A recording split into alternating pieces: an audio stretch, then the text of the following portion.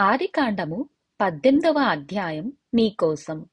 అబ్రహాము తన గూడారంలో కూర్చుని ఉండగా దేవదూతలు అటుగా వెళ్ళడం చూస్తారు.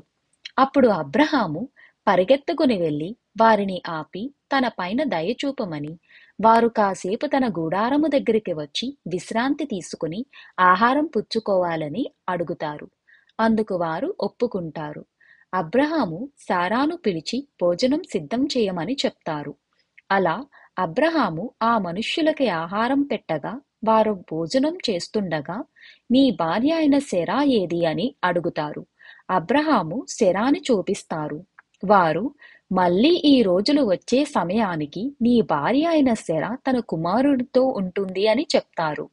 అది విన్న శెరా, మేము చాలా వృద్ధులం, ఇంత వృద్ధాపంలో మాకు సంతానం ఉంటుందా అని మనసులో సందేహంతో నవ్వుకుంటుంది. అప్పుడు యెహోవా అబ్రహాముతో, నేను నీకు శారాకు కుమారుడు కలుగుతారు అని చెప్తుంటే శారా సందేహంతో నవ్వుతుంది ఎలా అని అబ్రహామును ప్రశ్నిస్తారు. శారా తను నవ్వలేదు అని అబద్ధం చెప్తారు. కాని యెహోవా, నీవు ముమ్మారు నవ్వావు అని చెప్తారు. అప్పుడు ఆ ముగ్గురూ కూడా అక్కడి నుంచి భోజనం చేసి సోదోము వైపు చూస్తూ బయటకు వస్తారు. అబ్రహాము వారిని సాగనంపడానికి వారితో పాటు బయటకు వస్తారు. ఇలా వారు యెహోవా దగ్గరకు వెళ్ళగా ఆ మనుష్యులు యెహోవా దగ్గర నుంచి వెళ్ళిపోతారు. అప్పుడు యెహోవా తాను రాబోయే రోజుల్లో సోదోమ వైపు చేస్తున్న నాశనం గురించి అబ్రహాముతో చెప్తారు. అయితే అబ్రహాము, అక్కడ ఉన్న దుష్టులతో పాటు నీవు నీతిమంతులను కూడా నాశనం చేస్తావా యెహోవా అని అడుగుతారు.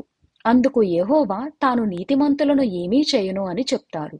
బహుశా అబ్రహాము తన మనస్సులో తన సహోదరుడైన లోతుకి ఏమైనా అపాయం కలుగుతుంది ఏమో అని అడగాలని అనుకుంటారు ఏమో.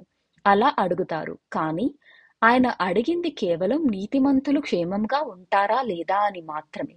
ఒకవేళ తన తమ్ముడు అయిన లోతు ఆ నీతిమంతులలో ఉంటే తను క్షేమంగా ఉంటారు అని అబ్రహాము నమ్మారు.